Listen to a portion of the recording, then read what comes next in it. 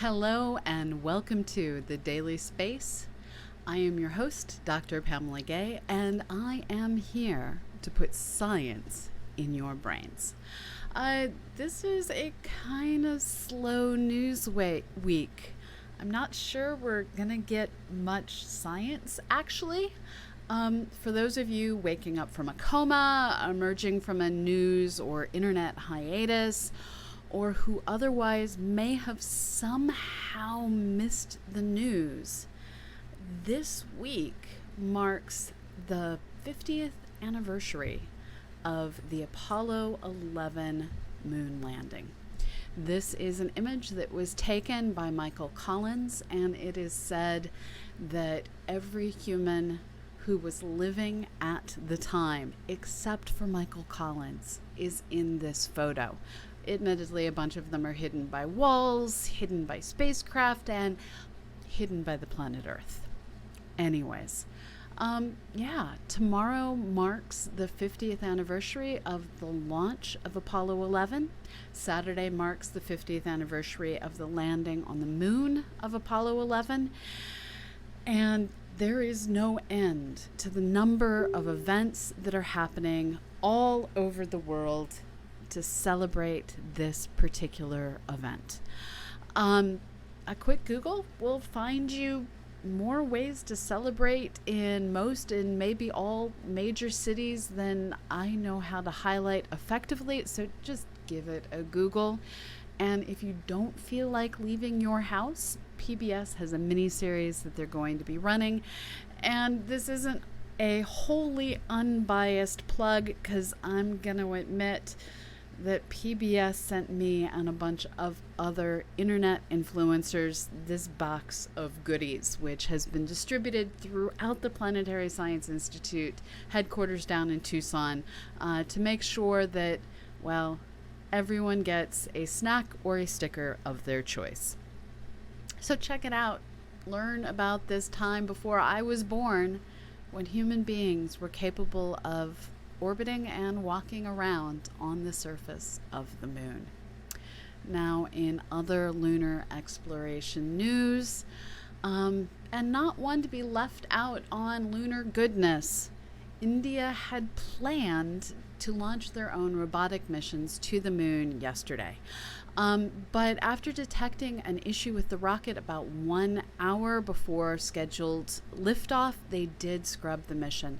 This was considered just a glitch in the rocket, something that was found while they were filling it with cryogenic fluids, nothing big. But just to be extra cautious and careful, they are going to wait an additional week before they try and take off with this historic mission. If successfully launched, and I say if as my way of wishing the spacecraft break a leg in the spirit of the theater world, if successfully launched, this mission, Chandrayaan-2, will put an orbiter in place around the moon and also set a lander and a rover down at the lunar South Pole in the South Pole Aitken Basin. This will be the first mission to ever explore this region and will make India the fourth nation to successfully soft land a spacecraft on the moon. What's most interesting about this mission is watching how China and India are taking the slow and steady approach, but also being really ambitious with their exploration.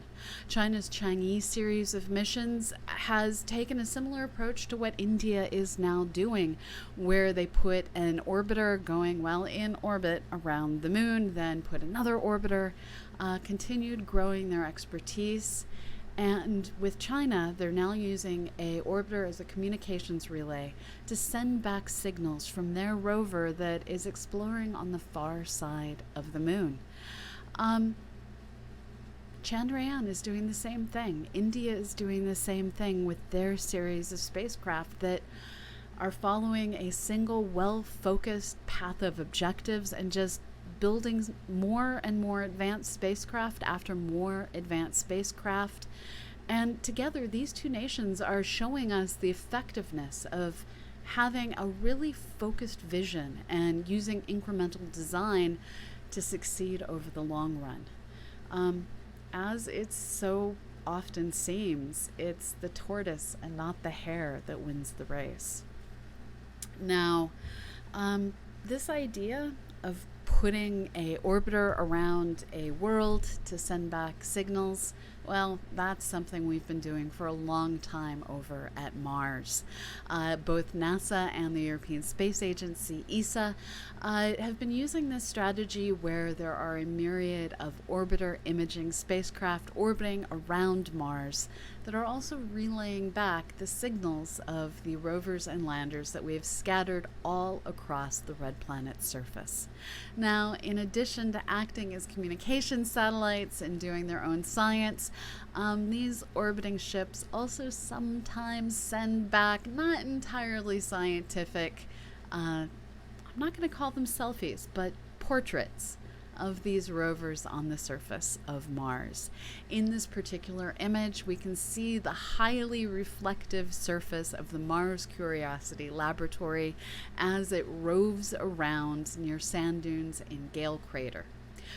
It is in the process of slowly but surely climbing what is scientifically known as Aeolis Mons and what has been nicknamed Mount Sharp. The Mars Curiosity Rover is currently on its way towards a clay deposit that is considered to, well, perhaps have formed in water. And, well, while we usually refer to Curiosity now as, well, Curiosity, its original name was the Mars Scientific Laboratory. And that laboratory is going to level its suite of instruments at those clays to help us get a better understanding of the red planet. Now, that's about all the news I've got for today because I think I mentioned it's the 50th anniversary of Apollo 11, and that is really all anyone seems to want to talk about. And if you somehow missed news of this 50th anniversary, I need you to tell me how, because you, more than anyone, have figured out how to take a news hiatus. So that's all I've got. And I will now answer your questions. While you type those in, I'm going to remind you to please at CosmoQuestX. And while you're typing them in, this is the Daily Space. We come to you most Mondays through Fridays at 6 p.m. Eastern, and that is 10 a.m. Pacific and 6 p.m. London time. We don't just bring you the Daily Space. We also have the Sunday Science Hour with our own Annie Wilson, or Binary Ablaze, as she shows up in the chat. We also bring you, and by we I mostly mean Annie, bring you launches, landings, and other space events live as they happen, and sometimes as they scrub, as happened last night with the Chandrayaan mission. So tune in, give us a follow. Follows are free. And if you feel like subbing, we'd kind of appreciate it. This show is brought to you by you. We are a production of the Planetary Science Institute, a 501c3 nonprofit dedicated to exploring our solar system and beyond. We are supported through generous contributions of people like you, through your bits, your subs, your patronage over on patreon.com/CosmoQuestX. Our patrons get, well, the intended script for each and every one of these episodes delivered to their inbox. So give us a follow and get more over on patreon.com/CosmoQuestX. So I am now going to scroll back through the questions and see what questions you may have. People are hollering the dogs' names. So let me switch views for those of you who didn't see them earlier. We have, starting in the upper corner, foster dog who is fluffy and mostly black, Malachi, with a white band of fur around his neck. The merle butt of Stella in the top center, and bottom left, also cutting his head out of the image, is Eddie. These are the stream mascots. There is a collar, Mike Cassidy, on Malachi, but there is not a donut. He is doing much better today. I can't tell you why regarding your cat, Binary Ablaze. I can't. Let's see what else is in here. I love the fact that we have developed a Nightbot command to ask Guido what he's having for dinner, which appears to be a nice tomato paprika pasta sauce on the stove. Hopefully you'll get to eat it soon. Let's see what else is in here. Yeah, I switched to the wrong camera initially. Sorry about that. Hello, humans. Hello, everyone. Science. Yes, science. Binary Blaze is asking how old Stella is. She's 8 months. Her birthday is September 23rd. Hello, Bad Panda Bear. Yes, so lots and lots of Bennu mapping this week, people. Lots of Bennu mapping. When our episodes end early, this means you have time that you can go do science. Let's see what else is in here. I love the Nightbot commands you guys have all put in. Astro B, I think you mean 1969, because if you were watching Apollo 11 launch in 1979, you have the ability to look back in time, which is a skill I'm kind of hoping you have, but kind of doubt. So yeah, it was 1969. Also, it would make me older. Yeah, Larry, one of the things they sent me was moon cheese. I have no idea what it is. It looks like some sort of freeze-dried cheese. It was sent to the Planetary Science Institute, and I told them to just distribute the goodies and send me a photo.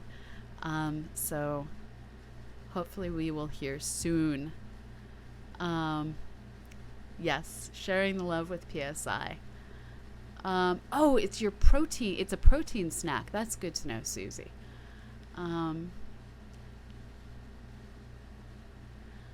So it's apparently freeze-dried cheese. There's just some things I'm not sure I would have thought to try and freeze-dry. I mean, you can freeze-dry anything. The question becomes, should you? And if Susie's eating the freeze-dried cheese, I'm guessing it's good. Let's see. If they were going to Mars, I'm sure they would wait a week open cage. You definitely want to make sure that any rocket going to Mars would function. I'm looking at your comment that I bet if they were going to Mars, they would not wait a week in reference to the delays on Chandrayaan 2. I think anytime your rocket has a glitch while you're loading it with cryogenic fuel, you just kind of stop things and restart them a few days later.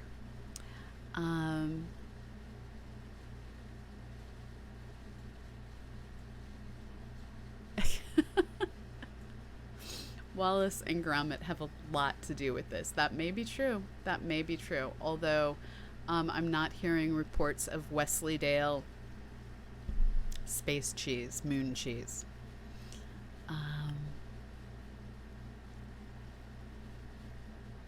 Will they play Robot Rally on the moon? Oh God, I hope not. For those of you who don't know the game Robot Rally, it is a game in which you and your friends, enemies, family members, or whoever will play the game with you get a hand of cards that are different commands like move forward 3, turn right, turn left, turn 180 degrees.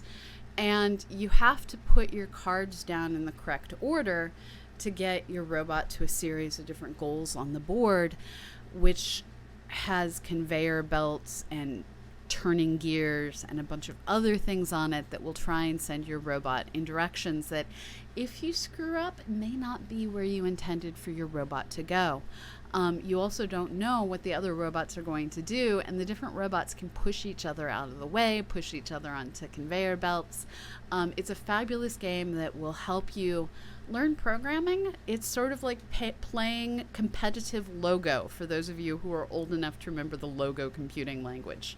And if you feel like upping the ante, you can have one of the robot pieces on the board played by the deck itself. So you just randomly put out cards for that non-human player.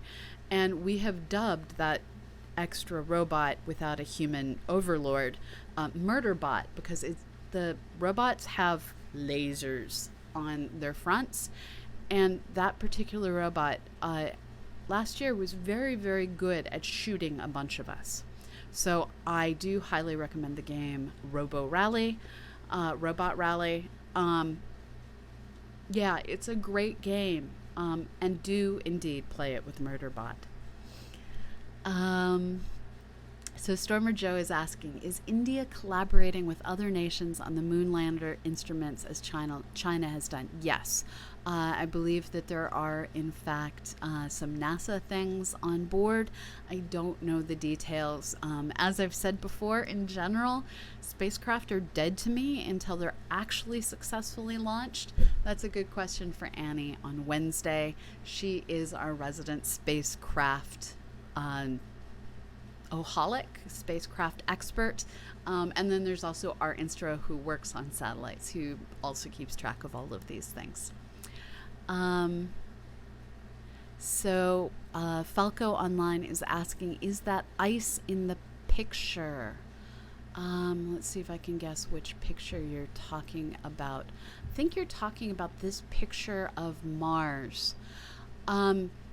I don't believe that surface ice in the upper left where you see the faint blue, I think that's just highly reflective sand. As far as I know, there is no surface ice in this area, but there is sand of many different colors. Oh, chat paused due to scroll. Okay, undo. Okay, let's see. So scrolling back up to figure out where I was.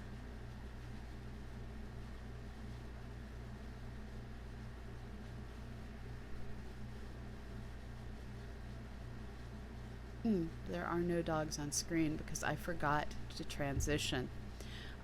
So upper right is Malachi, upper center with no head showing is Stella, bottom left is Eddie. Sorry about that.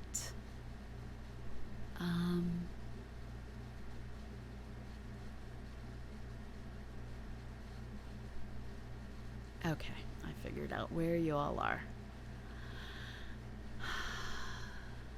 Make it rain. Salt and spicy. I wish that would happen. We could use it. Follows are totally free. DPI 209. Yeah, Susie, I love the gray merles as well. Especially what you can't see in this photo is Stella has 2 blue eyes, Eddie has 2 brown eyes, and Malachi has 1 of each color eye. As is Zinc, you haven't seen all dogs if you've seen one dog, especially if like what you've seen is a dachshund and the next dog coming along is a Great Dane. Oh, so much love in the chat. Here we go, scrolling. So Guido B is asking, thank you for the cheer, Keeper of Maps. I have nothing to throw at the dog, so I just throw my gratitude towards you. Thank you. So looking, Guido B is asking, did we talk about the news with the bread baking on the ISS? I can't remember. I haven't, but that would be an Annie for Wednesday. Live yeast on the ISS. I have mixed emotions about that. Space bread. Keeper of Maps, we do all have the ability to look back in time, but it's hard to look back. Thank you, Bad Panda, for the bits. Thank you so much. I throw my gratitude to you. So for those of you who don't understand what I mean by we all have the ability to look back in time, light travels at a finite speed. So when we look at things that are progressively more and more far away, we're seeing how they were, not how they are. Now, this means that when I look at the sun, which is 8 light minutes away, I see it as it looked 8 minutes ago. I don't have the ability to see with my eyeballs what the sun looked like more than 8 minutes ago. So, yeah, if they figured out how to look back in time 10 years at something that occurred on the surface of the earth, I do want to know how they did that, because that's pretty cool.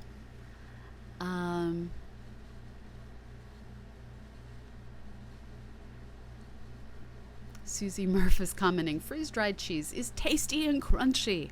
I can't have many carbs, so miss crunchy usually. That makes sense. I can totally see that. And it would probably kind of have like the Cheetos crunch to it, or Cheez-Its, the little crackers. People are now doing logo in the chat. That is fabulous. Mars is chocolate on caramel on Milky Way. That's true. It is. It is. For those of you who don't get the joke, think about it.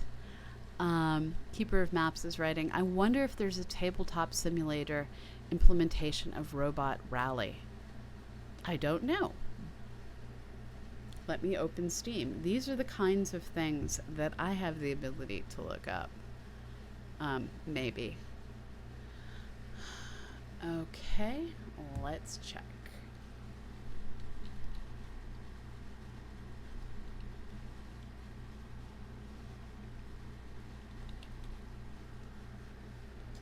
It just gave me a very sad look, and then gave me Borderlands, because apparently the word robot is in the title.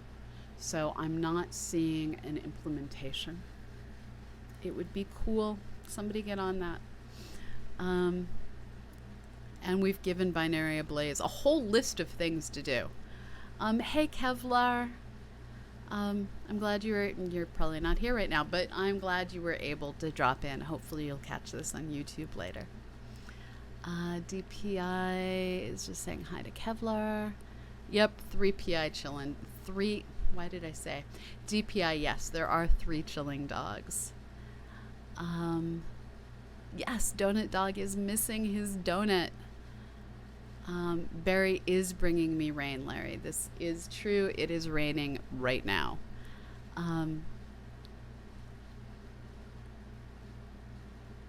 Looking, gluten is Larry's new bane. So sad. Oh, there's bonus bits for Prime Day. So if you're planning to donate this week, could you do it while there's bonus bits? That is awesome.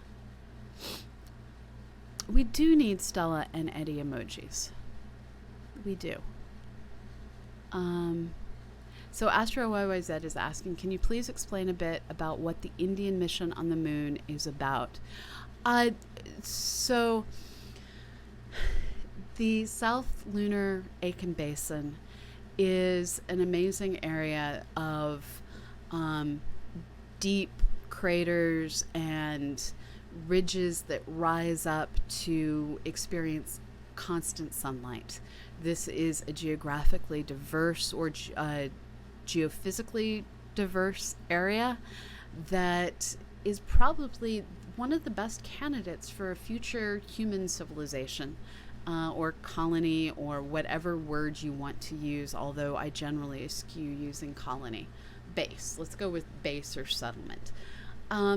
The reason is you can stick your communication satellites up in the permanently sunlit areas. You can stick your solar arrays up there, and you can dig the humans into the sides of the crater walls and have nice built-in radiation protection, while using it as a base from which to explore the rest of the moon.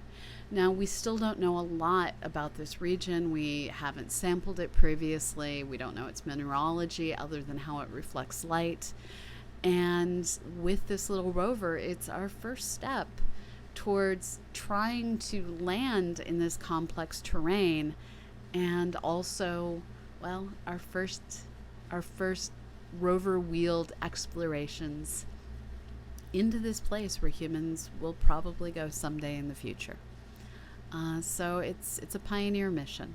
It's that probe that you send ahead of the humans.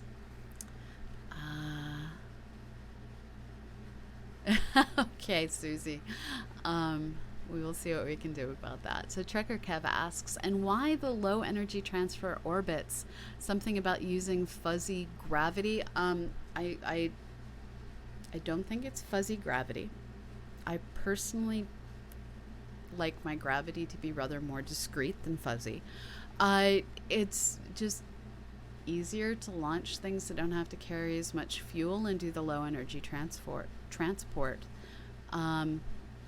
It saves costs. It is easier to launch. Fewer moving parts. It's just the easy way to go. Just the easy way to go. Looking to see what else is in the chat. Oh, was Malachi twitching? Oh, now he's like escaping off camera. Okay, since all we're seeing there is a blob of black,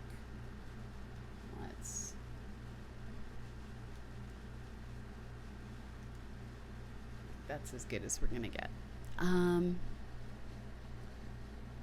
Liquid beer is carbon. You used the word that we usually use to describe asteroids. Liquid beer is not made of asteroids. It does have carbonation in it. I don't know about beer in orbit. There may be some like flat beers, which just sounds like a terrible idea.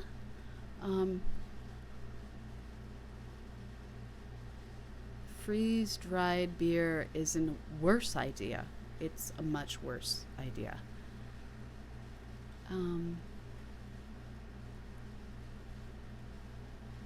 Thank you, Astro YYZ, for the bits. Thank you so much. Wiggle butts. Thank you, Bloombaldi, for the bits.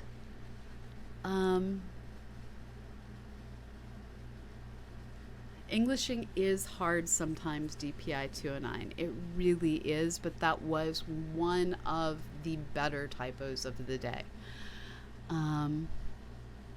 Yeah, carbonation in space is an issue.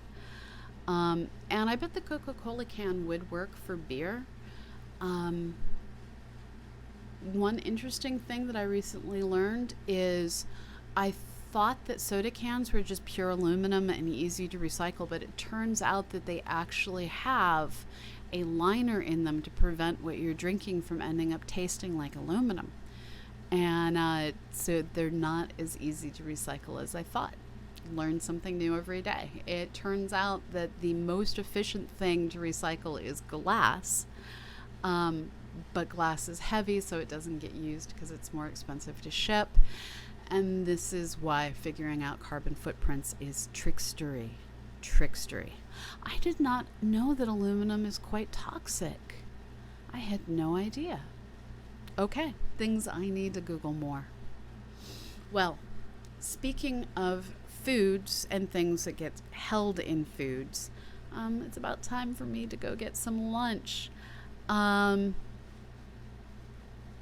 Yeah, that's true, Binary Ablaze. Beer in cans did used to taste like metal.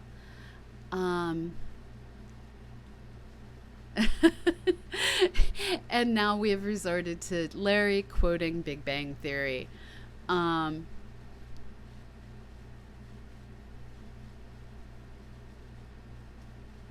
Yes, you can remove the aluminum and get a transparent container, DPI 209. There's a rocket launch today, gluten-free space. Checking. Stuff and things.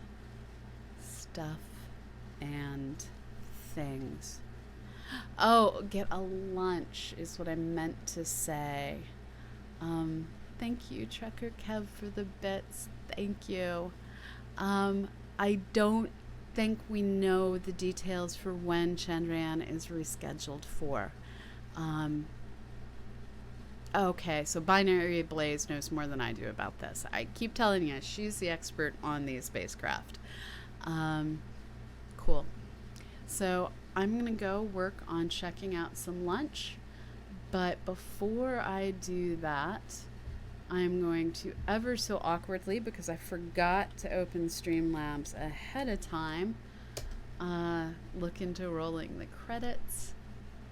And while that works on opening, I'm going to try and figure out who is a good candidate to raid. And the place that I go look when you guys don't shout out names to me is the Knowledge Fellowship, which is a collection of various educational streamers.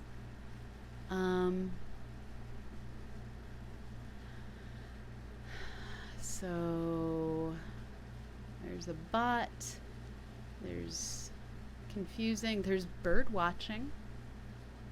You guys feel like bird watching? I think this looks promising to me. So let me see what all I can figure out up here.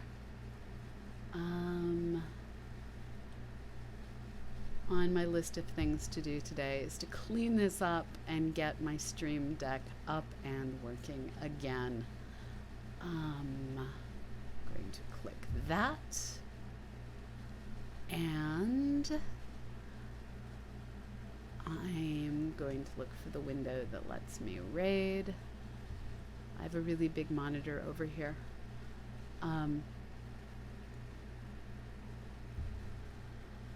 So let's see. Damien Explorers is not currently on. No. Okay, I need someone to rate. Damien Explores streams bird watching. So that's who I was going to do, but it's telling me he's not on. Let me see if I misspelled it.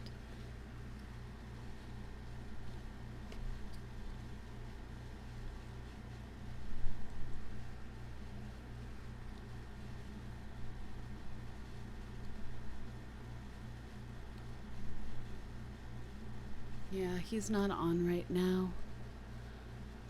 Okay, so I'm not seeing any... Oh, Adam is streaming. Okay, let me raid him then.